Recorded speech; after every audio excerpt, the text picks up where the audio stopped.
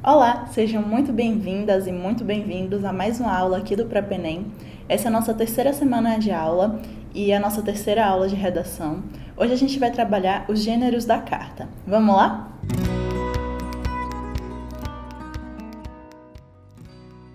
Você pode estar se perguntando o porquê da gente estudar a carta, se hoje ela já não é mais tão comum. Mas se a gente parar para pensar, a carta ela só adquiriu novas roupagens, ela ainda é muito presente no nosso dia a dia, como por exemplo nos e-mails, que é uma forma eletrônica da gente se comunicar através de uma linguagem muito parecida com a das cartas. Além disso, existem outros tipos de carta, como cartas jurídicas, cartas abertas, cartas argumentativas, e por isso a função da carta vai depender das situações e das suas funções. Hoje a gente vai começar a analisar a carta a partir dos seus aspectos formais. Isso porque a estrutura da carta não tende a variar. O que vai variar normalmente é o tipo de conteúdo e o destinatário a qual ela está se referindo. A carta se inicia sempre com a localização e a data em que ela foi escrita, separando essas duas informações com uma vírgula e finalizando com um ponto. É muito importante que essa informação venha sempre alinhada à esquerda ou à direita da página. Logo em seguida, você vai saudar a pessoa ou a comunidade, o grupo, a qual você vai se referir. E essa saudação funciona como um vocativo, então ela deve ser seguida por uma vírgula. É recomendável que você salte uma linha entre o vocativo e o corpo do seu texto. Vale lembrar também que o seu vocativo ele tem que estar alinhado à direita da página.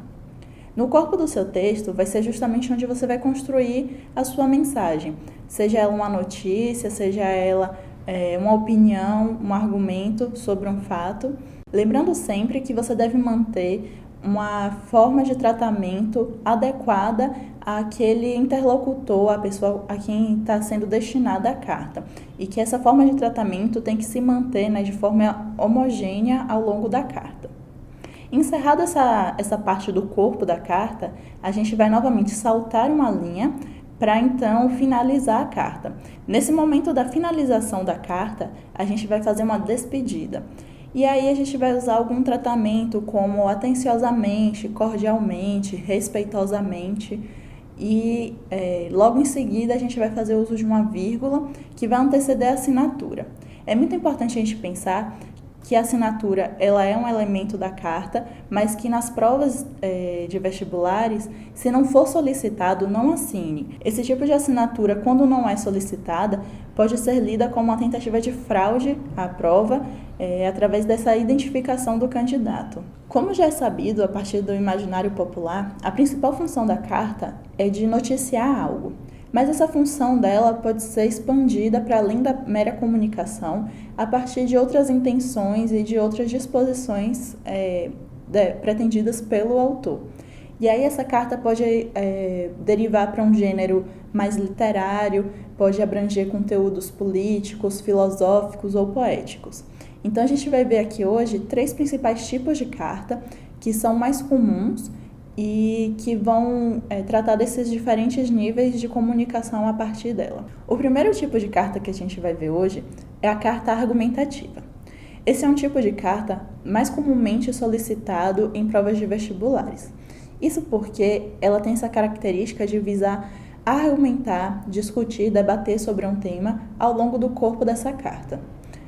Então, ela vai ter uma estrutura muito próxima àquela que a gente viu nos textos dissertativos e argumentativos, de ser dividida em 3 parágrafos, uma introdução, um desenvolvimento e uma conclusão, que vise debater um assunto. Esse tipo de carta exige uma linguagem um pouco mais formal, então a gente deve evitar o uso de imperativos como veja, observe, pense, e também evitar esses vocativos sem ser aqueles essenciais que a gente já viu da estrutura da carta. É muito importante também, como a gente já comentou, que você preste muita atenção quanto ao pronome de tratamento mais adequado à pessoa com quem você está se comunicando através dessa carta.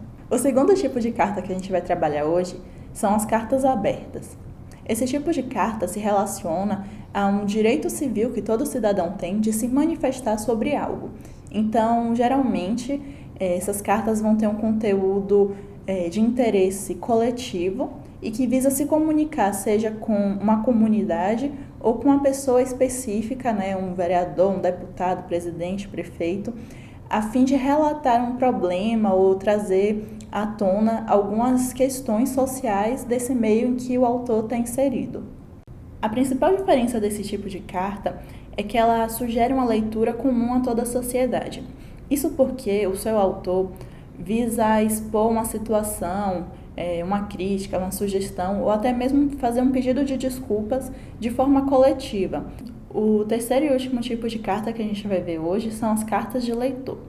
Esse tipo de carta é muito comum em jornais e revistas, em espaços reservados ao leitor.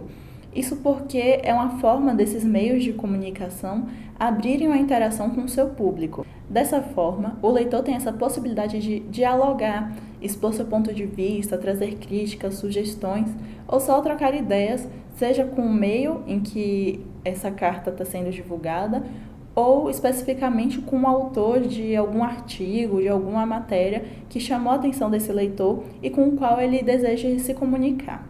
Sendo assim, esse gênero já permite o uso de uma linguagem um pouco mais informal, com referências, analogias e até mesmo uma linguagem um pouco mais conotativa.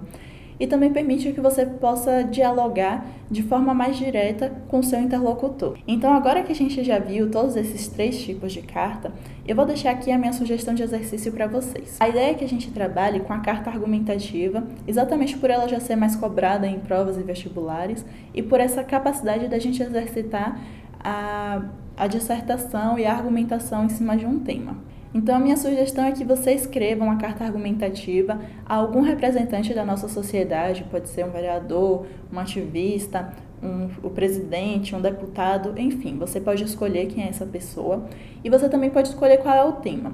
Escolha um tema que seja próximo de você, que você queira realmente debater, que ache que seja de relevância e de interesse coletivo. Lembre de usar esse espaço para refletir e opinar acerca desse tema que você está trazendo e de trazer o seu ponto de vista de forma muito clara e precisa. Lembre-se que o seu texto deve ser até o limite máximo de 30 linhas. E é muito importante que você divida o seu texto em parágrafos para que as ideias fiquem claras e coesas, tanto no momento da escrita como no momento da leitura. E vale a gente lembrar aquelas dicas de sempre. Releia o seu texto, leia ele em voz alta para você conseguir identificar os lugares em que ele não tem muita coerência, muita coesão ou que tem algum tipo de erro. Lembre também que você pode consultar o material complementar para ver exemplos e ter algumas dicas sobre esse tipo de texto. E lembre-se ainda que a gente tem um encontro online marcado que você vai poder tirar dúvidas e receber assistência online sobre esse texto que você está produzindo. Então, nos vemos já já. Tchau, tchau!